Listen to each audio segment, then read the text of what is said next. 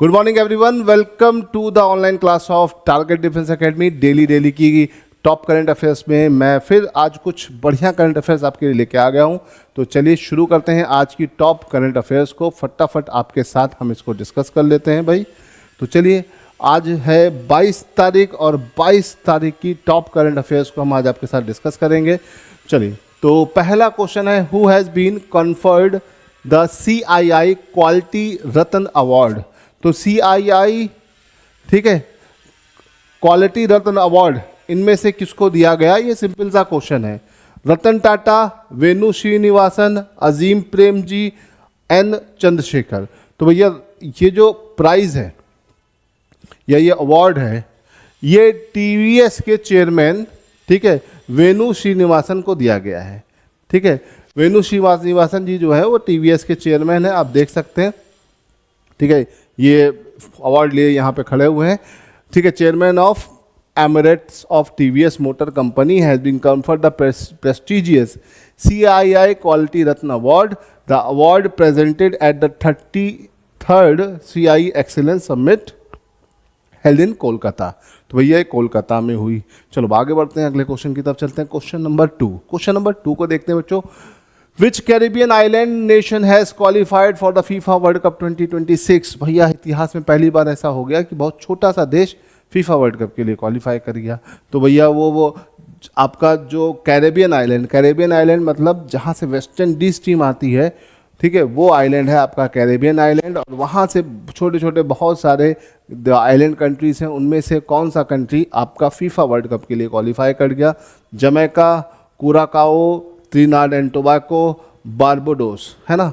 तो अगर हम यहाँ पे बात करते हैं तो ये सारे में TNT की टीम होती है ना। यहाँ पर आपकी जो आपका बहुत क्रिकेट का स्कोप भी अच्छा है। लेकिन अगर हम इस क्वेश्चन के आंसर की बात करते हैं तो इस क्वेश्चन में अगर हम बात करें तो इसका आंसर है बी मतलब कुराकाओ एक छोटा सा आइलैंड कंट्री है जो यहाँ पर क्वालिफाई कर गया है ना। Tiny Caribbean island country Curacao will go to the 2026 world cup as the smallest nation by the population ever qualify for the this event in men football, है ना।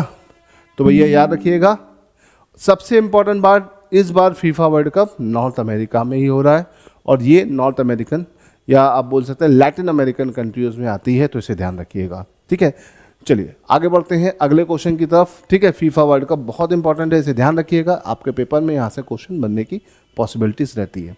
क्वेश्चन नंबर 3 की तरफ चलते हैं। Which legendary tennis player has been inducted into the International tennis hall of Fame 2025? भैया किस legend को hall of fame में इस बार डाला गया है? ये अच्छा क्वेश्चन है, शानदार क्वेश्चन है। ठीक है, ऑप्शन है Rafael Nadal, Roger Federer, Novak जोकोविच या पीट सम्प्रास। तो देखो, अगर हम बात करें जोकोविच तो अभी नहीं आएगा, बिकॉज अभी ये रनिंग में। हॉल ऑफ फेम में कौन होता है? जो रिटायरमेंट के बाद पहुंचता है। पीट सम्प्रास बहुत पहले रिटायरमेंट ले चुके थे, वो ऑलरेडी इसमें इंडक्टेड है। तो अब बचा क्या? Rafael Nadal and Roger Federer. तो इसका आंसर है रोजर फेडरर को टेनिस ने अपने हॉल ऑफ फेम में डाला है। रोजर फेडरर को विंबलडन का बादशाह कहा जाता था। हरी घास पे जिस तरह से टेनिस की बॉल को घुमा देते थे, तो वो अपने आप में एक शानदार चीज़ है ना। तो इसे ध्यान रखिएगा, रोजर फेडरर अपने आप में एक एक्सेप्शंस रहे हैं हमेशा से, है ना। इनका भी एक एरा रहा है ना, और वर्ल्ड नंबर 1 भी रहे हैं काफ़ी टाइम तक। ठीक है, तो Roger Federer will become the world first member of the big 3 of tennis to inducted into international tennis hall of fame.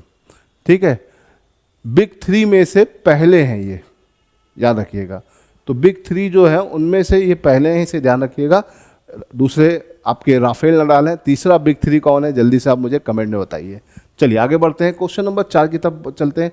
Who has been awarded the Indira Gandhi prize for peace disarmament and development 2024? तो 2024 का ये prize है, but 25 में दिया जा रहा है। Indira Gandhi peace for disarmament, है ना, या इंदिरा गांधी पीस प्राइज भी हम इसे बोलते हैं। तो Antonio Guterres, WHO, UNDP, UNICEF. तो इसका आंसर क्या है? ए, एंटोनियो गुटरेस को ये मिला है। चलिए आगे बढ़ते हैं, अपने अगले क्वेश्चन की तरफ चलते हैं। अपना अगला क्वेश्चन है, which country has been designated by the United State as a major non NATO ally in November 2025। तो भैया कौन सी कंट्री डेजिग्नेट हो गई है यूएस के द्वारा एक मेजर नॉन नाटो मेंबर के फॉर्म में, है ना। Which country has been designated by the United State as the major non NATO ally in November 2025। तो भैया नवंबर में नॉन नाटो मेंबर के फॉर्म में कौन सी कंट्री शामिल हुई है? तो सऊदी अरब, इजराइल, यूएई की इजिप्ट। तो इसका आंसर क्या है भाई? Saudi Arabia. ये एक बहुत बड़ी न्यूज़ है। नॉन नाटो मेंबर, नाटो का फुल फॉर्म है नॉर्थ अटलांटिक ट्रीटी ऑर्गेनाइजेशन, और उसमें ज़्यादातर नॉर्थ अटलांटिक नेशंस ही आते हैं। लेकिन president Donald Trump announce that he has formally designated Saudi Arabia as the major non-NATO ally, a move intended to reinforce security and defense cooperation between Washington and Riyadh। तो ये एक अच्छा move था Donald Trump का। Let's see इसमें आगे होता क्या है। चलिए आगे बढ़ते हैं नेक्स्ट क्वेश्चन की तरफ। How many ministers were sworn in along with the Nitish Kumar during the latest Bihar cabinet formation. तो भैया बिहार के रीअपॉइंटेड सीएम या फिर से नए सीएम कौन बन गया है? नीतीश कुमार। रिकॉर्ड 10वीं बार इनका ये सीएम का टाइटल है ना। मतलब 10वीं बार सीएम बने। 2000 से 25 का ये पूरा इनका पूरा टेन्योर है, लेकिन इसमें ये 10 बार बन चुके हैं। ये 10वीं बार बने हैं अभी, है ना। Let's see. और अभी इन्होंने जो अपनी कैबिनेट बनाई है, वो कैबिनेट में कितने मंत्री शामिल होंगे? तो इनकी कैबिनेट में कितने मंत्रियों को शपथ दिलवाई है? 26। याद रखिएगा, 26 मंत्रियों को, ठीक है।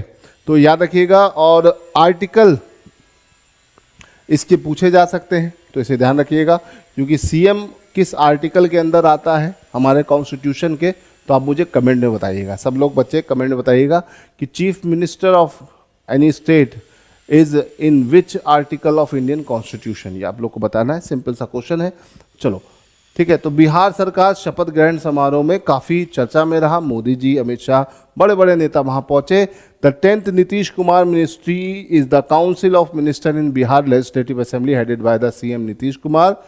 तो भैया यहाँ पर 26 मिनिस्टर्स के साथ इन्होंने शपथ लिया।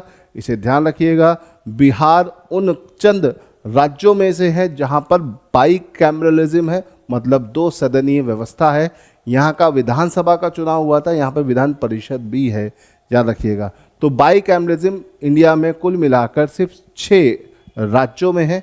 उन 6 राज्यों में एक बिहार है, दूसरा यूपी है, तीसरा महाराष्ट्र है, चौथा कर्नाटका है, 5वां आंध्र प्रदेश है और 6ठा तेलंगाना है।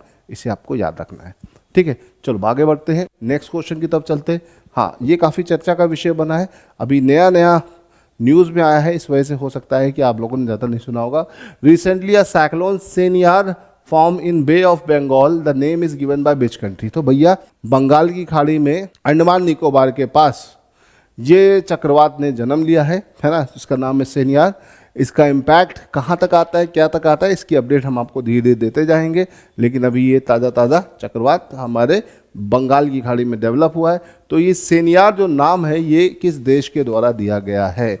यूएई, म्यांमार, इंडिया की ओमान। तो भैया ये नाम दिया गया है यूएई, मतलब यूनाइटेड अरब अमीरात के द्वारा।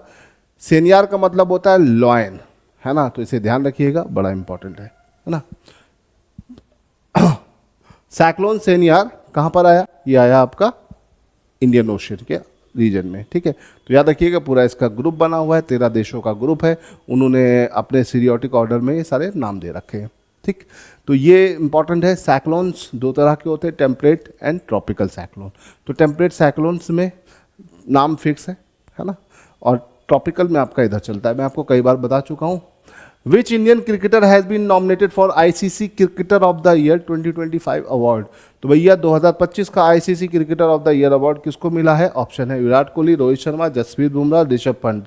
तो देखो भैया यहाँ पर रोको का तो जो एरा था वो ऑलमोस्ट उन्होंने जी चुके हैं। अब बुमराह का टाइम है, तो ये आंसर क्या है इसका? बुमराह। तो इसे ध्यान रखिएगा, ओके।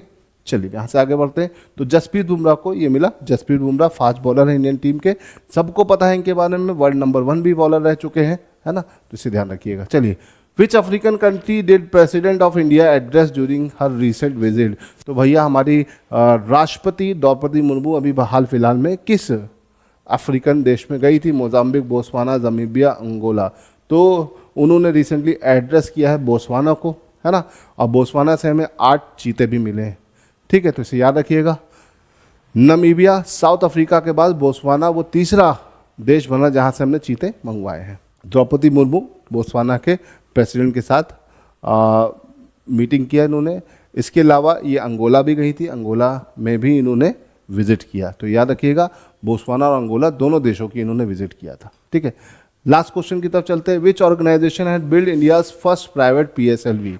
PSLV मतलब पोलर सैटेलाइट लॉन्च व्हीकल, है ना, और ये लॉन्चिंग व्हीकल इसरो नॉर्मली बनाता था, लेकिन अभी ये किस प्राइवेट ऑर्गेनाइजेशन ने रिसेंटली बनाना शुरू कर दिया है, मतलब प्राइवेट फॉर्म में कब बनना, किसके द्वारा बनना शुरू हुआ? DRDO, Adani aerospace, HAL and L&T। L&T means Larsen and Toubro and ISRO. तो इसरो तो खुद ही करता था, अब जब वो पब्लिक ऑर्गेनाइजेशन थी, प्राइवेट काम कर रहा है, तो ये तो नहीं होगा। DRDO भी ऐसा ही है।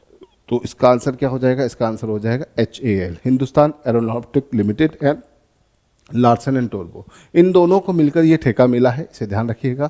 तो HAL and Larsen Toubro build India's first industrial made PSLV, है ना। Ocean sat launch set for early next year, marking a major shift toward the private led space manufacturing. HAL and L&T है jointly produce the India's first industry manufacturer PSLV rocket, है ना। तो इसे ध्यान रखिएगा, बहुत अच्छी और इम्पॉर्टेंट न्यूज़ है। ठीक है, तो आज के हमने टॉप क्वेश्चंस आपके साथ डिस्कस कर लिए। आई होप कि आपको ये सब समझ में आ रहे होंगे। देखो, इसी तरह से आपके पेपर में क्वेश्चंस बनते हैं, जितना आप इस पर फोकस करेंगे आपके लिए उतना बेहतर होगा। तो चलिए आज के लिए इतना रहने देते हैं, फिर मिलेंगे कल कुछ और नए करेंट अफेयर्स के साथ। टिल देन गुड बाय, जय हिंद।